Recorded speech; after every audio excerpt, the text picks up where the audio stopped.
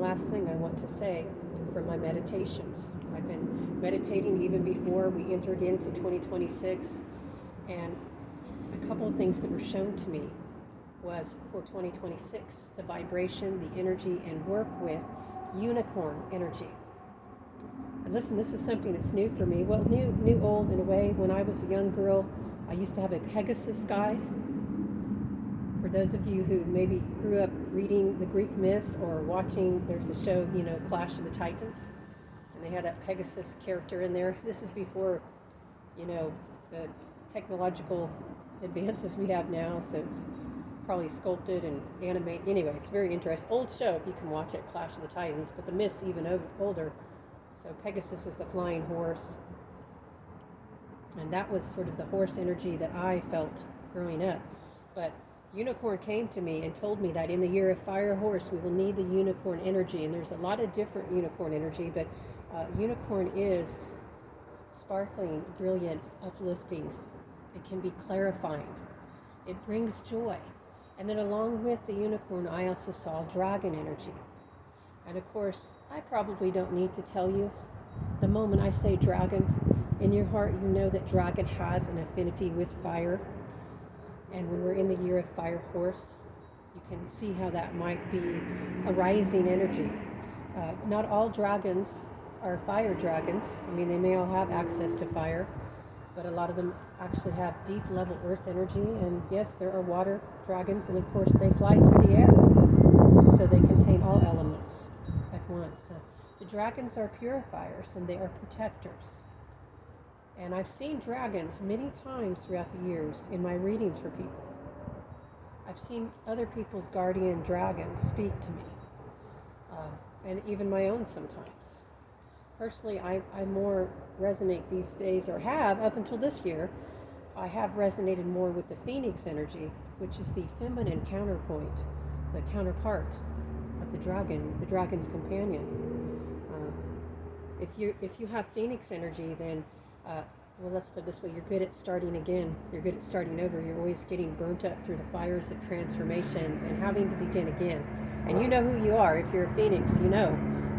So I'm a phoenix naturally, but Pegasus called to me when I was young, and now for all of us, the unicorns and the dragons are calling, the protectors and the joy creatures, the uplifters, the purifiers. So in your meditations, in your mind's eye, and in your heart, and tuning into your inner feelings this year, if you want to soar in the year of horse, if you want to unlock your passion and pursue passion in a balanced, loving way, then tune into unicorn and ask it to guide you with its crystallized horn. Ask dragon to come and purify any low and negative energies, whether those are your own egoic energies, your own fears. Maybe you've got fears that are, not well grounded. I mean, I think a little healthy fear can go a long way, but just a little dash, it's like cayenne, okay? If maybe we shouldn't even say fear, just a little, wisdom and caution, looking at things pragmatically, that's a gift. And dragon can also teach us that gift, but dragon can transmute the lower energies within yourself and around you, even in the land. So if you're facing situations in your home, in your neighborhood, let's say you live in an unsafe area, call upon dragon and you'll be able to access that energy easier in the year of fire horse. Call upon dragon, maybe even call upon fire horse. I don't know. I'd be careful about calling upon fire straight out. Okay, fire is an interesting energy, but ask the dragon to transmute, and ask the unicorn to bring light and love and oneness, peace. So these are all vibrations. If you're into the woohoo, you can work with these. Now, if you're just into the astrology, then just think about fire horse here, what that might mean. Meditate upon that. Think about Saturn, the planet of structure, responsibility, karma. Think of that entering into Aries, a new beginning. Also the self. And Neptune also entering into Aries. That's going to be really interesting. I think that's a very idealistic combination, actually. So, and of course, Uranus changes signs this year into Gemini. That will be nice. We'll work harmoniously with Pluto and Aquarius. Well, it's all neutral, really, from the cosmic viewpoint, but it will be nice for the tech development.